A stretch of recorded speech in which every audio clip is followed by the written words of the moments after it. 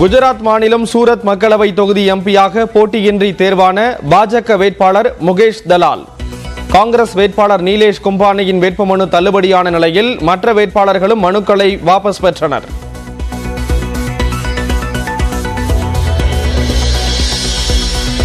ஆயிரத்து 1984 முதல் வெற்றி பெற்றாலும் சூரத் மக்களவை தொகுதியில் மேட்ச் பிக்சிங் செய்யும் அளவுக்கு வணிகர்களின் துயரமும் கோபமும் பாஜகவை அச்சுறுத்தி உள்ளது. காங்கிரஸ் மூத்த தலைவர் ஜெய்ராம் ரமேஷ் கருத்து.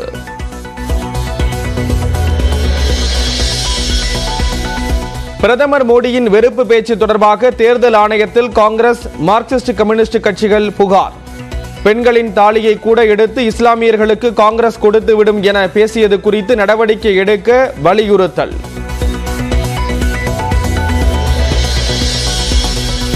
கடலூர் மாவட்டம் ஸ்ரீமுஷ்ணத்தில் பெண் இறப்பு குறித்து சமூக வலைதளத்தில் அவதூறாக கருத்து பதிவிட்டதாக புகார். தமிழ்நாடு பாஜக தலைவர் அண்ணாமலை மீது வழக்கு பதிவு.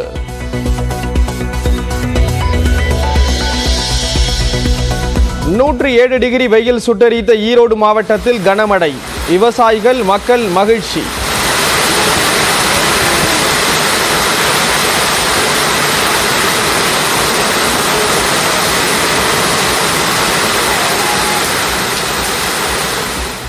தாளவாடி, ஆரப்பாளையம், காரப்பள்ளம் உள்ளிட்ட பகுதிகளில் பெய்த மழையால் மரங்கள் விழுந்து போக்குவரத்து பாதிப்பு.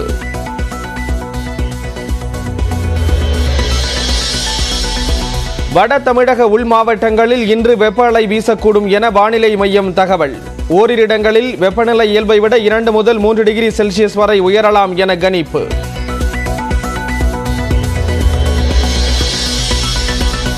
இன்னும் 2 வாரங்களுக்கு கோடை மழை பெய்ய வாய்ப்பு இல்லை. நியூஸ் 18க்கு தனியார் வானிலை ஆய்வாளர் பிரதீப் ஜான் பிரத்யேக பேட்டி. பெருசா இல்லை, அடுத்த 2 வாரங்களுக்கு பெரிய மழை இல்லை. எக்ஸப்ட் கன்னியாகுமரி மாவட்டம், அந்த வால்பாறை பகுதிகள், நீலகிரியில் சில பகுதிகள், கொடைக்கானல்ல ஏதோ ஒரு நாட்கள் எடுத்துக்கலாம். திருப்பத்தூர் அருகே சுட்டெரிக்கும் வெயிலால் தீப்பிடித்த பல்சர் 200cc பைக்.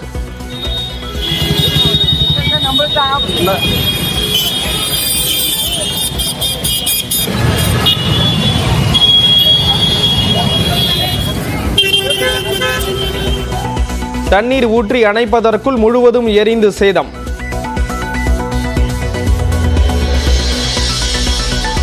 செயலியில் கிடைத்த தகவலின் அடிப்படையில் வாக்குப்பதிவு சதவிகிதத்தை கணக்கிட்டதால் மாறுபாடு. தேர்தல் நாளில் ஏற்பட்ட குழப்பம் தொடர்பாக தமிழ்நாடு தலைமை தேர்தல் அதிகாரி சத்யபிரதா சாஹூ விளக்கம்.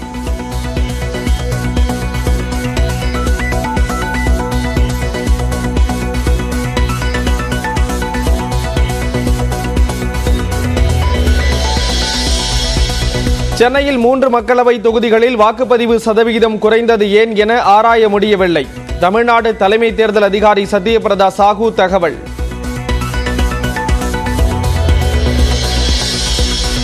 தன்னிடம் வண்டி இல்லாததால் ஓட்டு போட சைக்கிளில் சென்றதாக சேலத்தில் நடிகர் விஷால் பேச்சு. நடிகர் விஜயை பார்த்துதான் சைக்கிளில் செல்லவில்லை எனவும் விளக்கம். சைக்கிள் போனது சத்தியமாக நான் அவர் போனது நான் பார்த்துருக்கேன். பட் அவர் மாதிரி நான் போகணுன்னு அப்படிலாம் எனக்கு யோசனை இல்லைங்க. என்கிட்ட வண்டி இல்லை சத்தியமாக. அப்பா அம்மாவுக்கு ஒரு வண்டி இருக்குது, மீதி வண்டியெல்லாம் நான் விற்றுட்டேன். ஏன்னா இப்போ இன்றைக்கி இருக்கிற ரோடு கண்டிஷனுக்கெல்லாம் நான் சஸ்பென்ஷன் வருஷத்துக்கு 3 வாட்டியெல்லாம் மாற்ற முடியாது, என்கிட்ட காசு இல்லை. மதுரை வந்தடைந்த கள்ளழகருக்கு உற்சாகமாக எதிர் சேவை அளித்த பக்தர்கள். புதூர் மண்டகப்படி பகுதியில் பல்லாயிரக்கணக்கான மக்கள் காத்திருந்து தரிசனம்.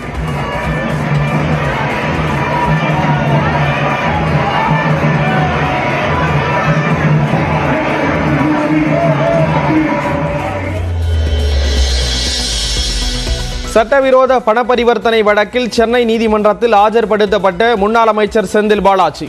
நீதிமன்ற காவலை வரும் 25ஆம் தேதி வரை நீட்டித்து நீதிபதி உத்தரவு.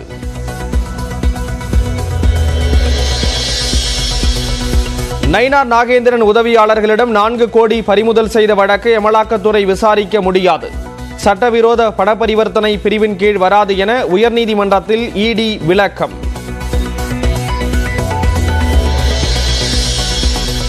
4 கோடி ரூபாய் பறிமுதல் விவகாரத்தில் காவல்துறையிடம் விளக்கம் அளித்த நயினார் நாகேந்திரன் தரப்பு வழக்கறிஞர். விசாரணைக்கு நயினார் நாகேந்திரன் ஆஜராக 10 நாட்கள் அவகாசம் கேட்பு.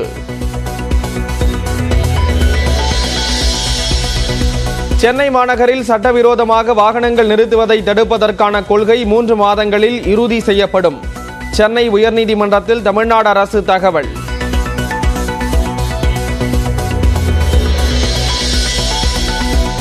வயநாடு மக்களின் பிரச்சனைகளை ஒருமுறை கூட நாடாளுமன்றத்தில் பேசாதவர் ராகுல் காந்தி. இந்திய கம்யூனிஸ்ட் கட்சி வேட்பாளர் ஆனி ராஜா விமர்சனம். ராகுல் காந்தி போன முறை இங்க வேட்பாளராக வரும்போதும் அந்த பிரச்சாரத்துக்கு வரும்போது இந்த ரோட் ஷோ பண்ணி தான் பிரச்சாரம் இருந்தது. ஒரு முறை கூடி இந்த மக்கள் பிரச்சனையை பற்றி பாராளுமன்றத்தில் ஒரு முறை கூடி பேசியது கிடையாது. கேண்டிடேட்ஸ் டெஸ்ட் தொடரை வென்ற குகேஷால் இந்தியாவிற்கே பெருமை. கோடிக்கணக்கான இந்திய இளைஞர்களுக்கு ஊக்கமாக திகழ்கிறார் என்றும் பிரதமர் மோடி பாராட்டு. கேண்டிடேட்ஸ் டெஸ்ட் தொடரை இளம் வயதில் வென்றது மிகுந்த மகிழ்ச்சி அளிக்கிறது. கனடாவின் டொரண்டோவிலிருந்து நியூஸ் 18 தமிழ்நாடுக்கு குகேஷ் பிரத்யேக பேட்டி. ஒரு கேண்டிடேட்ஸ்ன்றது ஒரு பயங்கர சேலஞ்சிங்கான டோர்னமெண்ட். ஸோ கேண்டிடேட்ஸ் ஆடுறது, கேண்டிடேட்ஸ் வின் பண்ணுறதுன்ற நிறைய செஸ் பிளேயர்ஸோட ட்ரீமாக இருந்திருக்கும். ஸோ இப்போது இந்த அச்சீவ்மெண்ட் நான் பண்ணதில் எனக்கு ரொம்ப ரொம்ப சந்தோஷம். குறிப்பிட்ட அரசியல் கட்சிக்கு நடிகர் ரன்வீர் சிங் ஆதரவு திரட்டுவது போல டீஃபேக் வீடியோ வெளியான விவகாரம். நடிகரின் புகாரை தொடர்ந்து வழக்கு பதிவு செய்த சைபர் கிரைம் போலீசார். ஈரோட்டில் நடிகை த்ரிஷாவை காண குவிந்த ரசிகர்கள். கேரவனில் இருந்து வெளியே வந்து கையசைத்து அன்பை வெளிப்படுத்திய த்ரிஷா.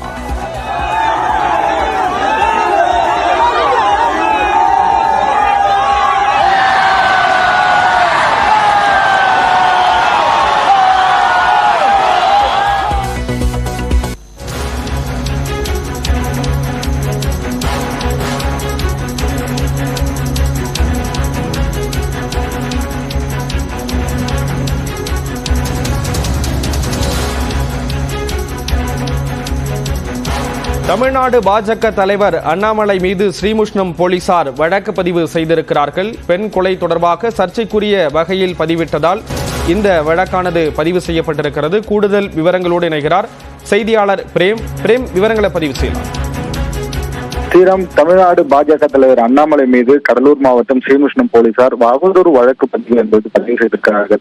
கடலூர் மாவட்டம் ஸ்ரீமுஷ்ணத்தில் தேர்தல் அன்று ஸ்ரீமுஷ்ணம் பகுதியை சேர்ந்த கோமதி என்ற பெண் கொலை செய்யப்பட்டால் இந்த கொலைக்கு திமுக கூட்டணிக்கு வாக்களிக்காததால் இந்த கொலை செய்யப்பட்டதாகவும் சமூக வலைதளத்தில் காணொலி மூலம் பரவலாக வைரலான செய்தி என்பது தவறான செய்தி என்பது வைரலானது.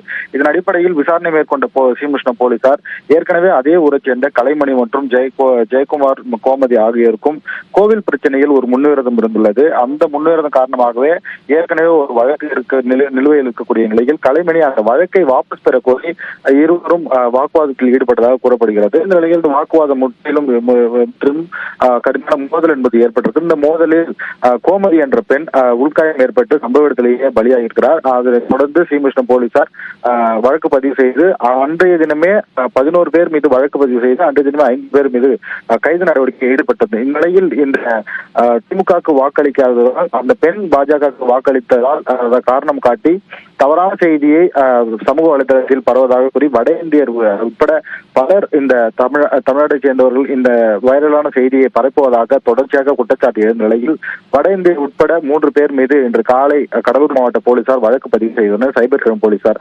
ஏற்கனவே 3 பேர் மீது வழக்கு பதிவு செய்த நிலையில் இந்த கொலையை சுட்டிக்காட்டி திமுகவினர் இந்த அராஜக போக்கை கண்டிப்பதாகவும் தமிழக பாஜக தலைவர் நேற்றைய தினம் ஒரு அறிக்கையினை ட்விட்டர் பக்கத்தில் எக்ஸ் தளத்தில் வெளியிட்டிருந்தார்.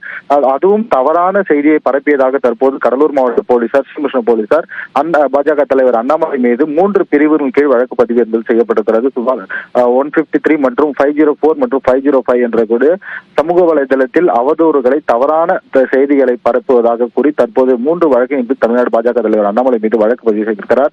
மேலும் இதே போல் தமிழ்நாடு முழுவதும் உள்ள இந்த தவறான செய்தியை பரப்புவதன் மீது தமிழ்நாடு முழுவதும் நடவடிக்கை மேற்கொள்ளப்பட்டிருக்கிறது. தற்போது திருச்சியில் கூட 2 பாஜக பாஜக பிரமுகர் இருவர் மீது தற்போது வழக்கு என்பது பதிவு செய்யப்பட்டது.